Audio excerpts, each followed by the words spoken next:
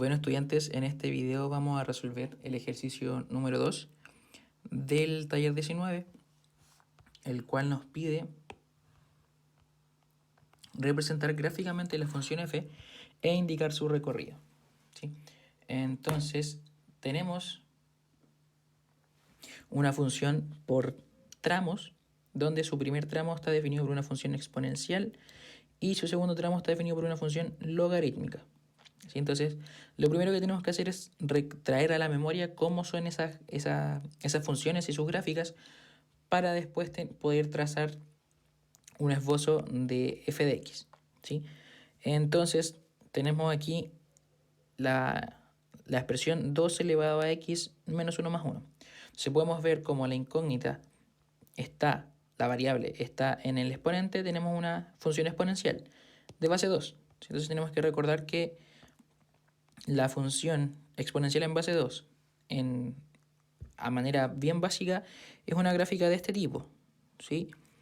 Donde su característica es que es creciente porque es de base 2 mayor a 1 y tiene su asíntota en la recta igual a 0. ¿Sí? ¿Por qué es eso? Porque la expresión 2 elevado a x nunca toma el valor 0. ¿Sí? Y luego, asimismo, la logaritmo en base 2 también. Un esbozo es una gráfica de este tipo donde corta al eje X en el punto 1, 0. ¿Se dan cuenta aquí? La 2 elevado a X corta al eje Y en el punto 0, 1 y aquí corta el eje X en el 1, 0. ¿Por qué pasa esto? Porque tienen que recordar que la función exponencial es la función inversa de la función logaritmo. Y como tienen la misma base, esta función es exactamente la función inversa de esta función. Así que lo que le escribo aquí. Entonces, por eso la gráfica de esta función, si usted se fija, es como que yo tomara esta recta así y reflejara la gráfica por debajo de esa recta y obtuviera algo así, ¿cierto? Y eso es justo la gráfica del logaritmo. ¿Se da cuenta? Entonces tenemos una idea. La idea es tener simplemente captar la naturaleza de la función. Entonces tenemos que la función exponencial es una función que crece de esta manera y la logaritmo una función que crece de esta manera. Eso es lo que tenemos que tener en mente, ¿sí? Y luego nos podemos dar cuenta que estas expresiones, al final, simplemente al restarle 1 y sumarle 1 a la expresión, lo que estoy haciendo, como aprendimos en clases anteriores, es trasladar esta gráfica. Entonces no estoy cambiando su naturaleza, siempre va a ser de esta forma. Simplemente va a estar cortando a los ejes y los puntos van a estar en otras partes del plano. Pero va a ser la misma naturaleza, igual que el logaritmo en base 2, porque simplemente le estoy sumando 2. Entonces, por ejemplo, eso va a ser una traslación hacia arriba. Entonces va a estar por acá. Y va a ser eso. Nada más. Y ahora, para tener una noción más grande de dónde van a estar estas gráficas después de aplicarle estas transformaciones, estas traslaciones, lo que vamos a hacer va a ser evaluar algunos puntos. ¿Sí? Lo ideal es graficar en los puntos extremos para saber dónde empieza la gráfica y dónde termina. Entonces vamos a evaluar f en menos 1, en 1 y en 16. Y vamos a ver un detalle también. Entonces, si evaluamos f en menos 1, eso me da 5 cuartos. ¿Sí? ¿Qué significa eso? Que la gráfica empieza en el punto menos 1,5 cuartos. En ese punto empieza, ¿sí? Porque el menos 1 es el primer valor que toma la función con su gráfica exponencial. ¿Dónde va a terminar esta exponencial? En x igual a 1, ¿cierto? Entonces, al hacer esa evaluación, llego a que esta expresión es igual a 2. Entonces, la función exponencial, la parte exponencial de f de x, va a terminar en el punto 1,2. ¿Sí? Luego, ¿qué tengo aquí con con un asterisco, perdón? Voy a evaluar la expresión del logaritmo en 1. Aunque f de x no esté definida como logaritmo para 1, igual lo voy a hacer para saber por dónde está la función, por dónde va a partir esta gráfica, sin tomar en cuenta el punto 1, pero podemos tener una idea de por dónde va a estar, a dónde va a tender esa función, ¿sí? Y nos damos cuenta que justo esta función, la logaritmo, al evaluarla en 1 me da 2. Entonces, la función logaritmo justo va a empezar pegadita a donde termina la exponencial. Se dan cuenta que están en el mismo punto. Y luego, si la evalúan 16, me da como resultado, si hago este cálculo, me pregunto, 2 elevado a ¿cuánto me da 16? 4, ¿cierto? Más 2, eso me da 6. Entonces, la gráfica del logaritmo termina en el punto 16,6. ¿Sí? Entonces, tengo varios puntos de referencia, puedo irme ya a mi plano cartesiano, ubicar esos puntos, aquí yo ya los tengo ubicados, y unirlos, ¿cierto? Entonces, ¿qué vamos a recordar? Que entre el punto menos 1 y 1, ¿sí? Entre el punto menos 1 y 1, la función es esta exponencial, ¿cierto? Y tenemos que recordar que la exponencial era de esta manera, crecía de esta forma. Entonces, de esa manera los voy a unir, ¿sí? Entonces, de esta manera es una gráfica del tipo exponencial, entonces las ubico así, ¿cierto? Cóncavo hacia abajo. Luego, desde el 1 hasta el 16, ¿sí? Sé que es logarítmica, entonces recordemos que la logarítmica, como tenemos acá, crece de esta manera. Entonces, así los voy a unir. Entonces tengo el punto 1 abajo, ojalá me salga bien. Va a ser algo así. ¿Ven? Y ahí tenemos entonces un esbozo de la gráfica. Tenemos que tener en cuenta que con esto estamos con la gráfica. No hay que ser, simplemente se pide un esbozo que represente la naturaleza de las funciones. Entonces tenemos que, podemos ver que aquí esta está creciendo de forma exponencial y luego desde el 1 en adelante está creciendo de forma logarítmica. Entonces es una gráfica de esa forma. Y así tenemos la gráfica. Luego nos preguntan, perdón, si la función es inyectiva. Veamos la gráfica. No, perdón. Primero nos piden indicar su recorrido. Sí. Entonces, ¿qué vamos a analizar para ver el recorrido? El eje Y. Acuérdense que el eje Y es el que nos muestra el recorrido. ¿Sí? Entonces, si nos damos cuenta, ¿desde dónde está yendo la función en el eje Y? Aquí está su mínimo valor. Entonces, si se dan cuenta, podemos trazar unas líneas imaginarias aquí. Y luego acá también en el 6, porque ahí está su máximo valor. Entonces, ¿qué podemos ver? Que toda esta parte, ¿se dan cuenta? Toda esta parte es donde se mueve la función. ¿Se dan cuenta? Entre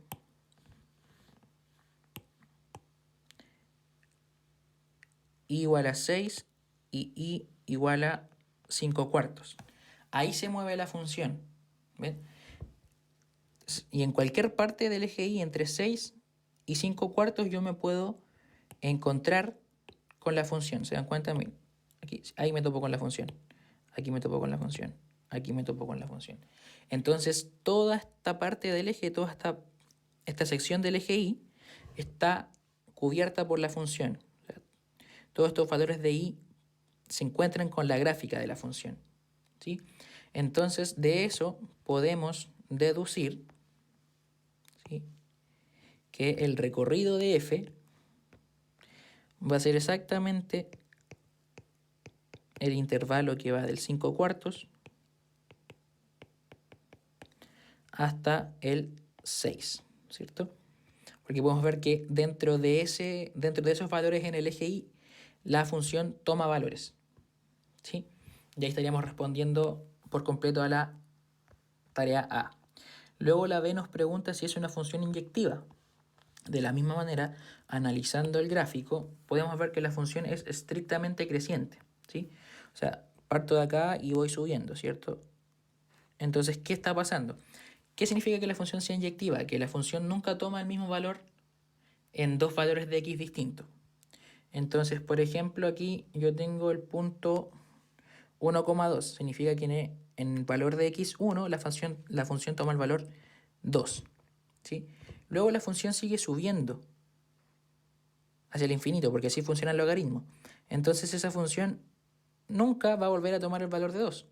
Porque tendría que pasar, esta cosa tendría que ir subiendo, y luego bajar, para después aquí llegar al valor 2, ¿cierto?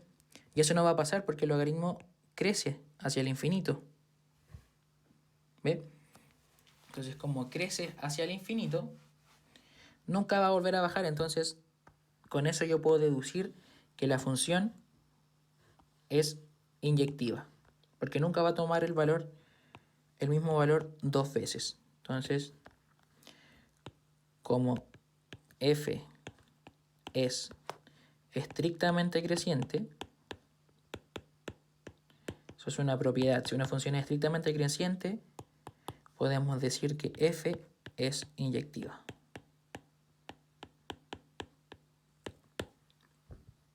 Veamos ahora f a la menos 1. Si nos están pidiendo f a la menos 1 de x. ¿Sí? Entonces, como tenemos una función por trazos, ¿sí? Por tramos, perdón, ¿sí? Entonces su función inversa también va a estar definida en tramos. Entonces vamos a analizar por separado estas funciones como si fueran funciones distintas. Vamos a encontrar la función inversa de esta parte y la función inversa de esta parte de la función, ¿sí?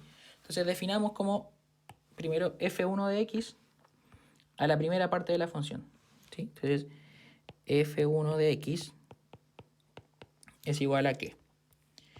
Es igual a 2 elevado a x menos 1. 2. Entonces, ¿esa función qué hace? Me toma un x y lo lleva al 2 elevado a x menos 1, ¿cierto? Más 1. Eso hace. ¿Y en dónde se mueve esa función? Tenemos que esa función, esa parte de la función se mueve entre el menos 1 y el 1, ¿cierto? Entre el menos 1 y 1. Entre menos 1 y 1. ¿Y a dónde llega? Vimos la gráfica, ¿cierto? ¿Y dónde se mueve esta parte de esta función? Se mueve en el eje Y, se mueve entre el 5 cuartos, ¿cierto? Y el 2. Entre esos valores de Y se mueve la función entre el menos 1 y el 1. 5 cuartos y 2. Entonces, ese es el recorrido de la función entre el menos 1 y el 1. Entonces, está entre el 5 cuartos y el 2, ¿cierto? Entonces, veamos cómo sería la inversa. Cómo se calcula la inversa. Y tomamos la expresión 2 elevado a x menos 1 más 1 y le igualamos a un término y, ¿sí? Con un y que va a pertenecer a este conjunto, ¿cierto? Un x perteneciente a este conjunto y un y perteneciente a ese conjunto. Entonces, este y me está representando a los valores de acá. ¿Qué hacemos ahora? Despejamos. Vamos a despejar x, ¿sí? Despejando x vamos a encontrar la inversa. Recuerden que esa es la tarea, el método para encontrar la inversa, ¿sí? Entonces, como tengo restando ahí, o sea, tengo sumando ese 1, puedo restar para despejar. Entonces me va a quedar 2 elevado a x menos 1 igual a y menos 1, ¿cierto? Luego, como tengo la variable en el exponente y la quiero despejar, tengo que recurrir a la función inversa. ¿Cuál es la función que está aquí involucrada? La exponencial en base 2, ¿cierto? Su función inversa, como la aprendimos en clases, es la función logaritmo en base 2. Entonces voy a aplicar la función logaritmo en base 2. En base 2 de 2 elevado a x menos 1. Y aquí me va a quedar logaritmo en base 2 de y menos 1. ¿Sí? Luego, ¿qué va a pasar? Propiedad del logaritmo. Acuérdense, cuando tengo un logaritmo y se lo estoy aplicando una potencia de la misma base del logaritmo, logaritmo en base 2, a una potencia en base 2, ¿esto qué hace? Que se simplifiquen, por así decirlo, estos valores y simplemente me va a quedar el exponente de la potencia. Y por eso aplicamos logaritmo de 2. Porque al aplicar esta propiedad simplemente me queda el exponente, que es donde está la variable que quiero despejar, ¿sí? Y luego, aquí solamente me queda el logaritmo en base 2 de i menos 1. Como quiero despejar x, voy a sumar 1 ahora para despejarla totalmente y me va a quedar logaritmo en base 2 de i menos 1 más 1. Y aquí, ¿qué encontré? F a la menos 1. ¿Sí? La expresión que la define. Ya la tenemos. Entonces, ¿qué vamos a decir? Que f a la menos 1, f1, perdón, f sub 1, porque es solamente una parte de esa función, entonces la definimos como f sub 1. ¿Qué va a ser? Va a ser, entonces, f sub 1. ¿Cómo va a funcionar? ¿Dónde va a partir esta función? ¿Dónde se va a mover? Entonces, como es la función inversa,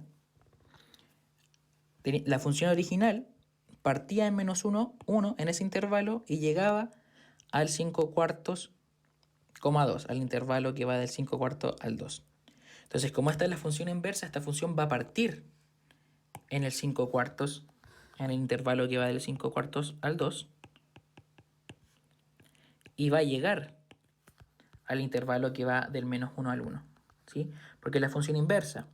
Entonces, su conjunto de llegada es el conjunto ahora de partida, y viceversa. ¿Y qué va a hacer a un x? Me lo va a llevar al logaritmo en base 2 de x menos 1 más 1. ¿Sí? Tenemos que tener en cuenta que al final aquí lo teníamos con i, pero aquí lo cambiamos por x para respetar como la notación usual de una función. ¿Sí? Y así tenemos la inversa de la función, bueno, su primera parte. ¿Sí? Veamos ahora cómo sería la segunda parte. La segunda parte la vamos a nombrar como f sub 2 de x. ¿Sí?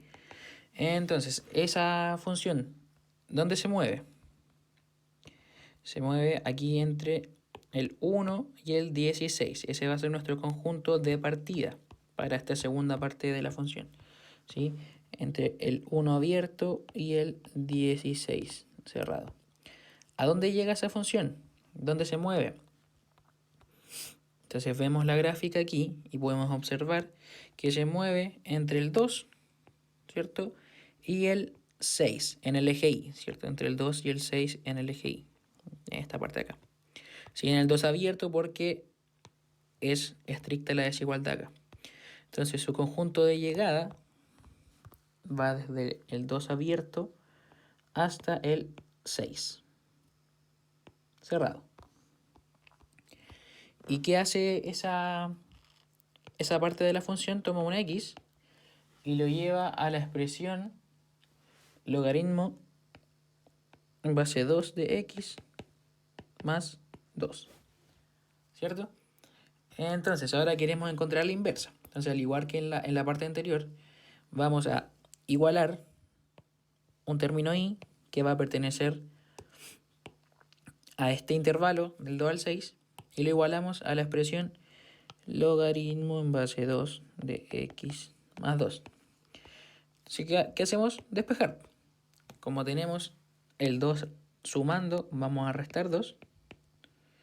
Nos va a quedar i menos 2 igual a logaritmo en base 2 de x. ¿Sí? Y ahora como queremos despejar el logaritmo, porque la variable está en su argumento, está dentro del logaritmo, necesitamos sacar ese logaritmo. ¿Cómo lo vamos a sacar? Aplicando su función inversa. ¿Cuál es la función inversa del logaritmo en base 2? La exponencial en base 2. Entonces todo lo que está aquí en la ecuación ahora va a ser un exponente de una potencia en base 2. Entonces me va a quedar aquí 2 elevado a i menos 2. Y aquí me va a quedar 2 elevado a logaritmo en base 2 de x. ¿Sí? Entonces, aquí a la izquierda, ¿y qué va a pasar ahora? Tenemos que recordar una propiedad de la función exponencial o de las potencias, que si tengo una potencia en base 2 en este caso, y está elevada a un logaritmo de la misma base, que es 2 en este caso, esto me va a quedar solamente en el argumento de ese logaritmo, que en este caso es x. ¿Sí? Que fue por eso por lo cual aplicamos la exponencial, porque sabíamos que al aplicar esta propiedad me iba a quedar simplemente la variable que estoy intentando despejar. Entonces aquí ya tengo mi expresión que me va a definir al f sub 2 a la menos 1. Entonces, ¿cómo sería totalmente esta función? Ya definiéndolo con sus conjuntos de partida y de llegada. Entonces, f2 a la menos 1, ¿dónde va a partir? Como es la función inversa, al igual como lo vimos anteriormente, va a partir en el conjunto de llegada de la función original, ¿cierto? Porque se invierten los roles. Entonces va a partir en el 2,6 y va a llegar al 1, el intervalo que va del 1 al 16. ¿Sí? ¿Y qué hace? Toma un x y lo lleva a 2 elevado a i menos 2. Entonces ya tengo por completo mi función inversa, tengo las dos partes. Entonces, ¿cómo sería esa función ya definitivamente? Con todos sus conjuntos. Entonces, vamos a escribir aquí f a la menos 1, empezando. ¿Cuál va a ser su conjunto entero de partida? Veamos la función. La función por completo, la función original, ¿sí?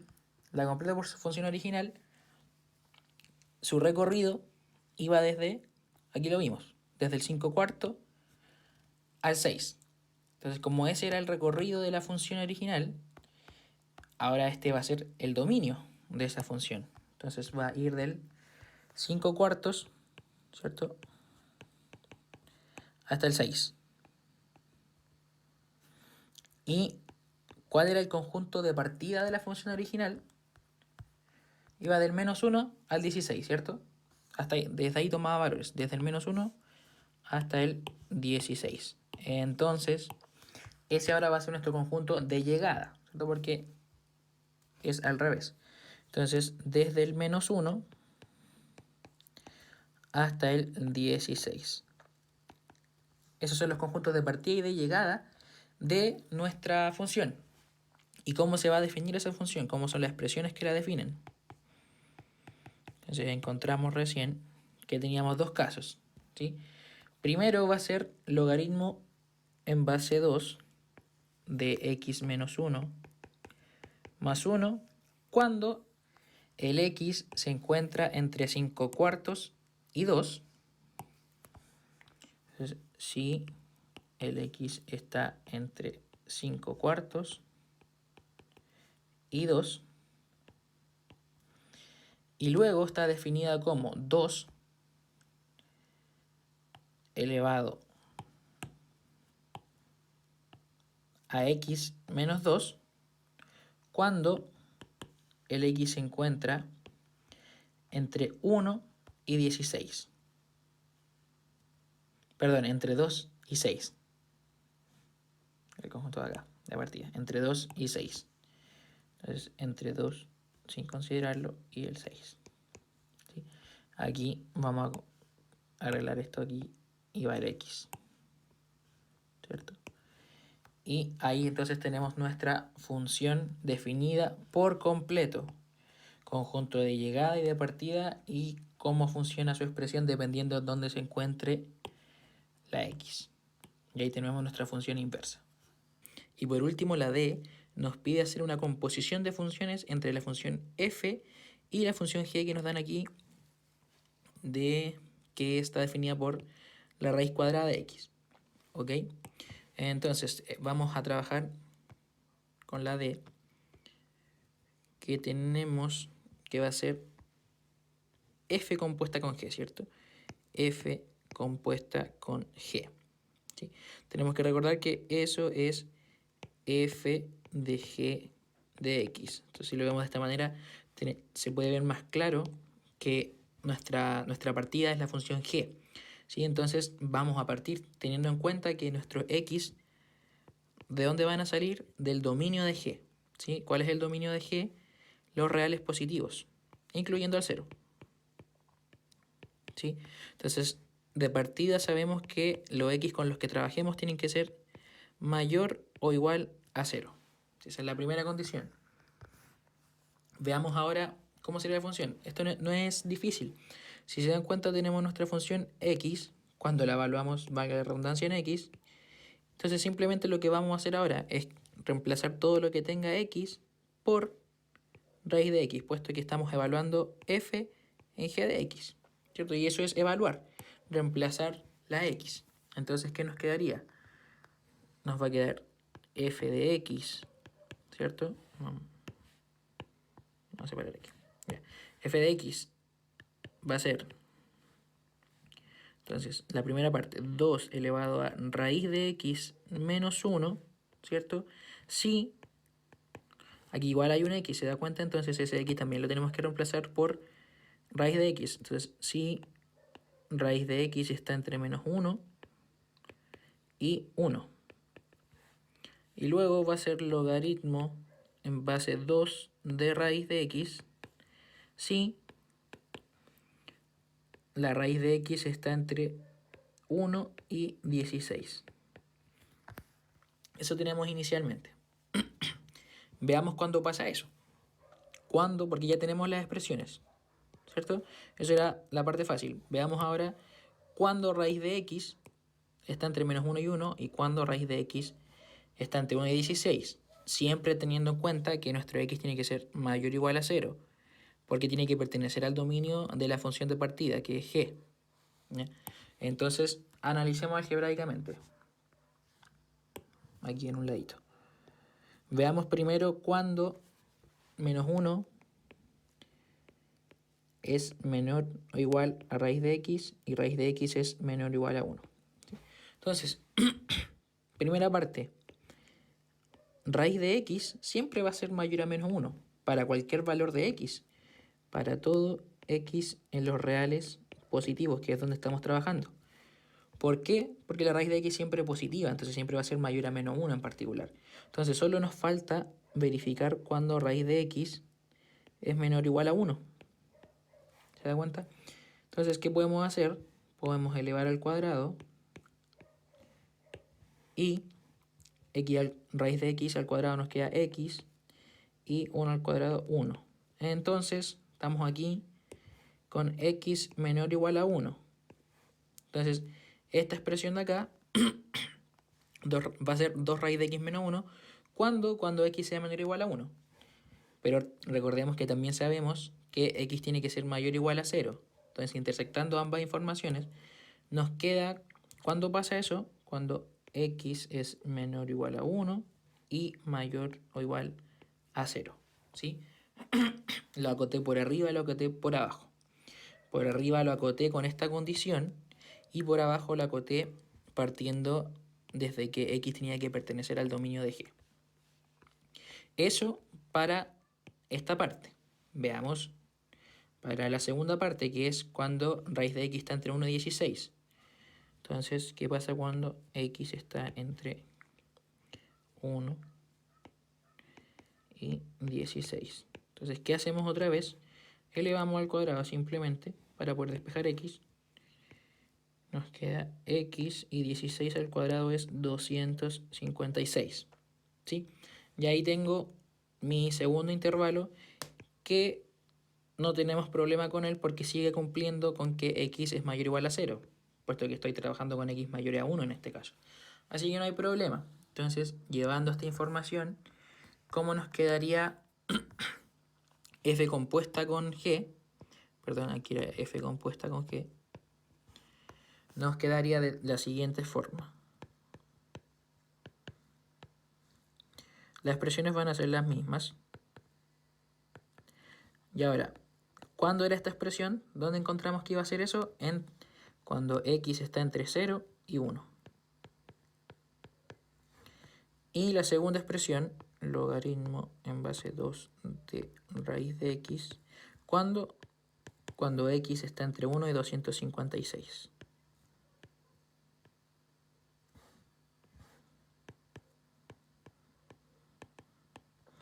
Y así finalizamos nuestra compuesta.